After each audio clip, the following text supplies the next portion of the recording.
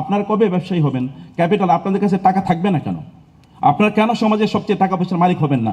1200 বছর গোটা পৃথিবী মুসলমানরা ইকোনমিক্যালি, পলিটিক্যালি, মিলিটারিলি তারা চালাইছে, গোটা পৃথিবী শাসন করেছে অর্থনৈতিকভাবে। দেখেন ব্যবসা বাণিজ্য করেছে কারা? মুসলমানরা। সিরার ব্যাপারে আমার একটা কথা আমাকে বেশি দাগ কেটেছে, তোমাদের একটা হলো হাসান ইবনে সাবিত রাদিয়াল্লাহু তাআলা আনহু বলেছেন, মা ইম মাদাহতু মুহাম্মাদান বিমাকালাতি ওয়ালাকিন মাদাহতু মাকালাতি বিমুহাম্মাদি। আমি যখন আমার কবিতা এটা মুহাম্মাদের নাম দিয়ে লিখি বা তার নামে লিখি, তখন আমি তার প্রশংসা করছি না সাল্লাল্লাহু আলাইহি ওয়াসাল্লাম, বরং আমি আমার কবিতার প্রশংসা করছি। ভেরি রিসেন্টলি একজন ব্যক্তি তিনি সিরাতের উপর একটি বই লিখেছেন, অ্যান্ড হি ইজ এ খ্রিস্টান। তিনি in the preface of this book তিনি বলেছেন, আমি রাসূলুল্লাহ সাল্লাল্লাহু আলাইহি ওয়াসাল্লামের নামে নতুন কোনো বই লিখে আমি তার প্রতি কোনো করুণা করছি না, বরং আমি আমার প্রতি করুণা করছি। কারণ এই পৃথিবীতে যারাই তার নামে কিছু লিখেছেন তারা প্রত্যেকে প্রসিদ্ধ এবং সম্মানিত হয়েছেন, এবং আমি ওই প্রসিদ্ধি এবং সম্মানের ভাগিদার হতে চাই। রাসূল ইসলামের সিরা এর পড়ার ক্ষেত্রে একটা রং মেথোডোলজি আমাদের আছে।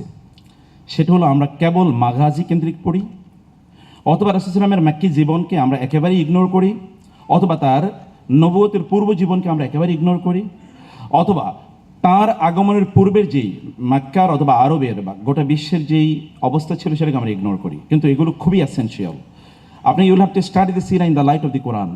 কোরআনের আলোকে সিরাকে পড়তে হবে, তাহলে সিরার যে মজাটা পাওয়া যাবে এটা অন্য সময় এই মজাটা পাওয়া যাবে না। এখন আমাদের ইয়াং জেনারেশন অন্যান্য নারীদের কাছে তারা চিঠি পাঠায়, আমি তোমাকে I propose you, I am emailing to any female. ফিমেলিং এর পিছনে আপনারা ঘুরছেন, অথচ খাদিজা রাদিয়াল্লাহু তাকে প্রপোজ করেছেন।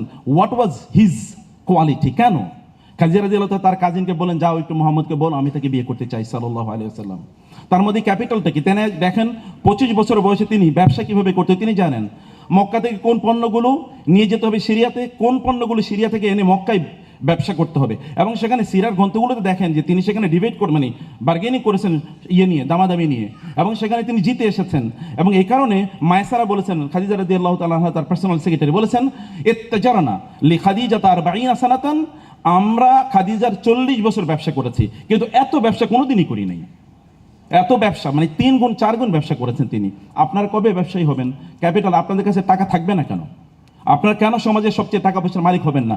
1200 বছর গোটা পৃথিবী মুসলমানরা ইকোনমিক্যালি, পলিটিক্যালি, মিলিটারিলি তারা চালাইছে, গোটা পৃথিবী শাসন করেছে অর্থনৈতিকভাবে।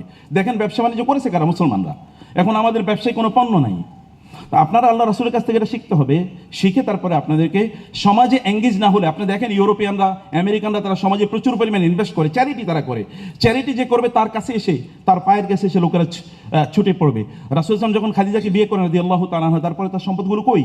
তিনি যখন ওইখান থেকে বের হয়ে এসেছেন তখন মানে ইয়ে থেকে গারে হেরা থেকে, তখন খাদিজা রাদিয়াল্লাহু বলেন নাই, কাল্লা ওয়াল্লাহি লা ইউযিকাল্লাহু আবাদা ইন্নাকা লা তাসিলুর রাহিমা ওয়া তাহমিলুল কাল্লা, এই যে কথা বলেছেন, সমাজের সাথে এঙ্গেজ হওয়া, আপনার সমাজের সাথে লেগে থাকুন।